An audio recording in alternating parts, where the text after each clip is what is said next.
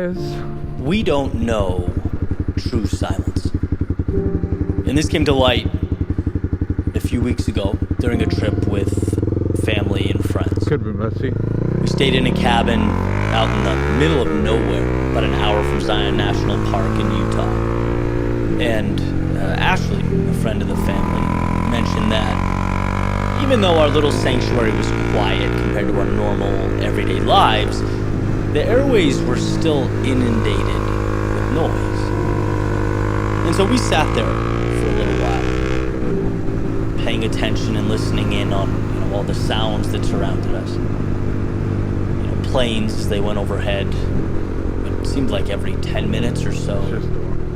And I realized for the first time that even 10,000 feet up, you could hear a plane's engine echoing through the canyons. Cars from the two-lane road out in the distance could be heard. You're good. As if they were a few feet away. You're good. It was fascinating. Even while staying in a location as remote as ours, we weren't alone. We never experienced total silence. Apparently, there are only a few places in the world where this type of silence exists. Ashley briefly mentioned them, citing an article she'd recently come across. Like a whole long way. I just found the whole thing more and more interesting. It never dawned on me before. The extent to which noise and complexity surrounding us. My normal is one of chaos. Subtle chaos, sure, but chaos nonetheless. You may be wondering, where am I going with this idea? Well, I found value in the understanding that we consistently operate in such an extreme level of commotion, right? We've learned to navigate consistent noise penetrating our existence and our lives, but we haven't really learned how to separate ourselves from it. There is always buzzing, humming, and shaking as we go about our day-to-day. We're so intertwined with our surroundings that even when we seek solitude, we're unable to totally remove ourselves or pull ourselves from the noise. And to me, that weekend was just an incredible reminder of the importance, the significance of remembering to separate ourselves from the world from time to time. The value of truly being alone with our thoughts, shielding ourselves from the externalities. It's not that we have to exist in total silence and solitude, somewhere like northern Washington, which I believe is one of the locations from the article Ashley cited as one of our quietest locations. It's more so that we must realize the world around us is constantly seeking to inundate every thought with impressions and ideas and stories and other noise. The world around us is constantly seeking to influence. That's the $1 million point. Right? Even when we don't realize it, we are navigating ideas, engines, and electronics. There is always something placed between who we are and what's most important to us. And it's imperative that we recognize that.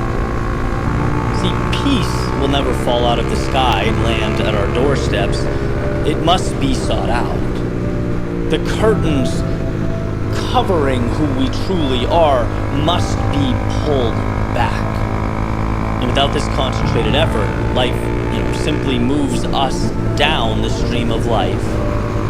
Well, we assume it was our own swimming that created the chain.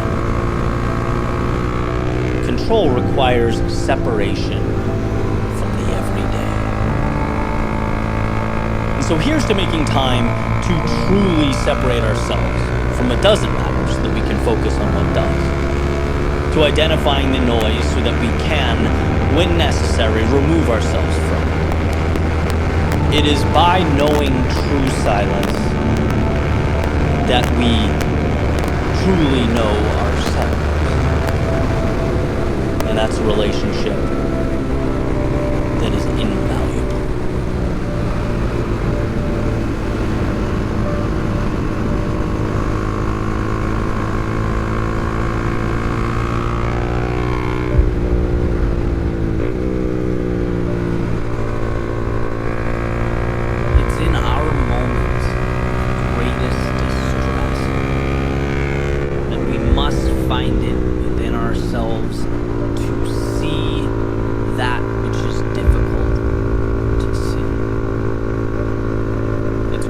seem hopeless, tragic. It's when we feel lost that we forget a universal truth. Behind every struggle, no matter how big, there is a win, an answer, an opportunity for recreation. See, it's very easy in the midst of a storm to forget that it will pass. The dark skies block out the light, so we forget the warmth of the sun. And the wind and the rain, it forces us inside, so we forget the perfection that is simply breathing in the cool air. We forget that all storms have one thing in common. They come and they go. They are temporary. And what they leave is hope, answers, the clearest, brightest of skies. See, I'm not asking you to see something that's not there. I'm not asking you to imagine or live a life of make-believe. I'm reminding you of what you already know exists behind those clouds. Better days, your solution, your victory. I'm asking you to look to precedent. Because every day leading up to now has had its adversity. The road to the current moment was paved with trials and tribulations, and what you've done every day until now is figure it out. Find a way. How many times do you have to prove to yourself that you have what it takes, that you'll be okay, that within the depths of your soul are answers to any and every problem that you face? I know things aren't easy. Maybe they even seem bigger, scarier, more overwhelming than they ever have. But as adversity grows, so does your resilience. And I'm not sitting here giving you something new or an answer you didn't already possess. All I'm doing is reminding you how incredible you are, how much you've already overcome, and how capable you are of conquering whatever is next. Sometimes in life, the difference between okay and great, or stagnation and growth, it is only a change in perspective. It is how you look at the world and your place within it, that little voice in your head reminding you that you are capable of things beyond your current comprehension, that your perceived best is a fraction of what you're capable of. Reality is manageable. It's always manageable. It's the fear that if we let it, will be our demise. And life's too short to bow down to a monster that doesn't even really exist, that we created ourselves. So let's commit to being the ones who find calm when others panic, and see opportunity where others see hardship, and see what can be gained when others remain fixated on what has been lost. I love to simplify, to find clarity in that which appears overwhelming and complex. So here's the formula. You minus negative thoughts equals infinite possibility. You are capable of handling anything life throws at you in terms of potential and resources and ability. You can overcome. The only thing that can make a situation debilitating or permanent is you deciding it so. Therefore, the obstacle will never be life. It will be your thoughts about life. Your thoughts determine how you react. That is reality. Is it a lost job or an opportunity to begin again, to grow, to fall in love with something you've always wanted to do? Is it lost time, loneliness, tragic seclusion, or a chance to write chapter 1 of your book, scene 1 of your movie, lay the first brick of what will become your empire. I've been sad and I've been happy. And I've been broke and I've had money. And I've felt alone and I've felt loved. But through it all, every step, every trial, every tribulation, I've come out stronger, battle-hardened, cognizant of the fact that happiness was a choice. Money is reacquirable, that some people go, but the ones that matter stay a part of you forever. Life is a gift. It's a gift when things are hard. It is a gift when they are easy. It is always a gift. That's sweet. So don't let your losses define you. If you get back up, it is nothing short of a victory. Armor that you now wear as you make your way into the world. A world that can push you down, but it certainly can't keep you there. Not if you don't let it. For your mind, your body, your soul, made of the same elements that surround you, the same stars comprising the universe, they have equipped you to weather any storm, outlast any earthly dilemma, do anything and be anyone. Never forget that. Never forget who you are.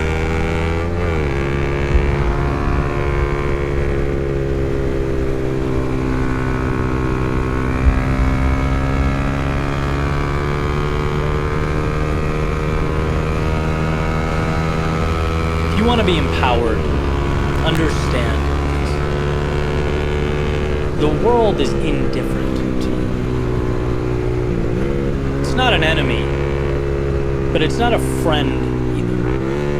It's a tool. The same way that attributing any type of motive to a hammer would be ridiculous, right? I've seen hammers build things and I've seen hammers destroy things. Well, the same can be said for the world around you. What it becomes is determined entirely by how you choose to utilize it. You know, there are things we learn as we navigate through life that change us. And one of the most critical for me was understanding that, yes, the world is indifferent to me, and no, I am not special. Doesn't mean I can't go do amazing things, help people, change the way things are. But if those results materialize, it will be because of what I made with what surrounds me. Not because of what the world owed me, or because I was special or deserving. No, it will be because I set my sights on something and pursued it.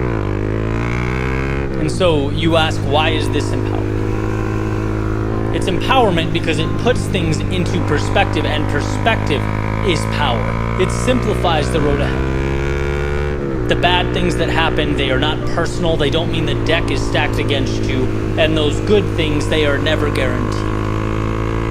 Everything's a question of grit, of depersonalizing the lows in an effort to capture those fleeting highs. Life is not predetermined. Life is a game. A game that you have the ability to win, to leave this place better than you found it. You're also capable of taking a different path, right? It's just as easy to highlight the flaws, to take on the role of a perpetual victim. The tools are there to do both. And so the question is, what will you do with what you have? Because it's not about where you start. It's not about where you came from. It's about choosing to look around you and say, I choose to be an architect. From this reality, I will build, I will contribute, I will go forth and conquer. When the walls cave in, it's not because you can't or shouldn't. It's because sometimes in life, walls cave in. And now you choose whether to lay in the rubble or rise from the ashes. And this fork in the road, it's going to present itself many times. Right? The ones who get angry, who point out, who project blame, who live very different lives than the ones who brush it off as an obstacle on the windy road that is life and press forward. You did not arrive here special, but you sure as hell can leave here special. The world may be indifferent, but you are not. If you're passionate, if you move forward with conviction, you'll become friends with the trials and allies with the tribulations. You'll see that growth only stops, not when an angry world around you decides it's so, but when you do. When your feet stop moving and your heart longs for the horizon no more. But until then, it's all systems go. Until then, you build.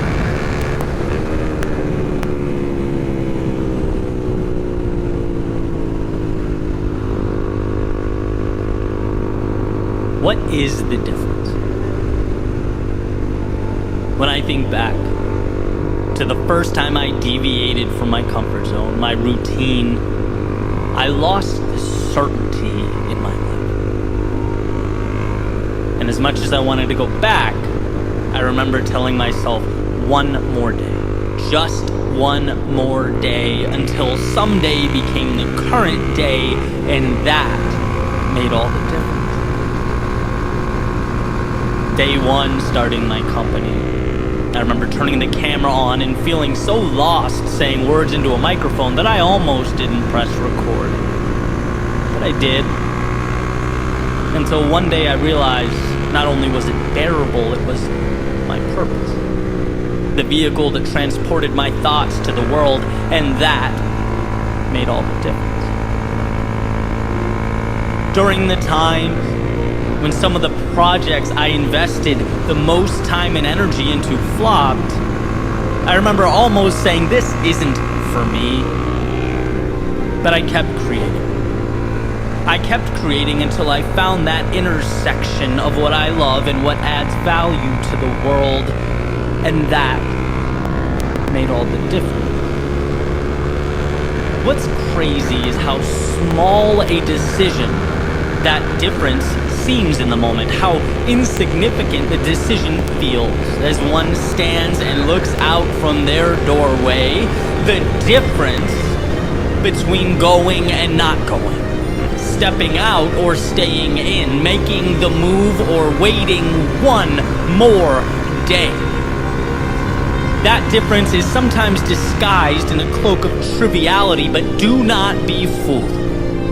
The little decision to move forward, to hang on when your ego is screaming at you to just let go, walk away, find some semblance of comfort and predictability. Those decisions to endure in the moments of hardship are what we come to look back on as the turning points that reshaped and redefined life as we know it. The courage required to make the call, release the video, register the business, send the message, reconnect with that loved one, deviate from what your friends are doing. All those things, they may seem small enough now to spend a minute or two thinking about before moving on to our routines and what we are comfortable doing. After all, it's easy to disregard the small things, but the acorn that becomes the oak tree is small. We must, along with the current reality, see the potential in what those things become. And sure, there are times where the present and the ideal are so different that it seems almost incomprehensible.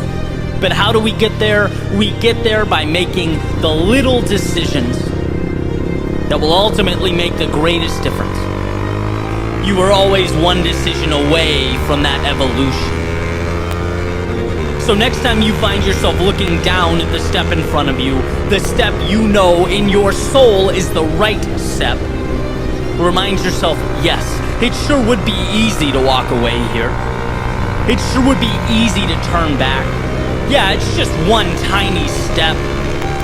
But in totality, it's exponentially more than that. It's the lifeblood of your new reality. the water to your sea, the oxygen to your lungs, the crossroads in front of you will be, with your permission, the beginning of something larger than life. It will ultimately be the difference.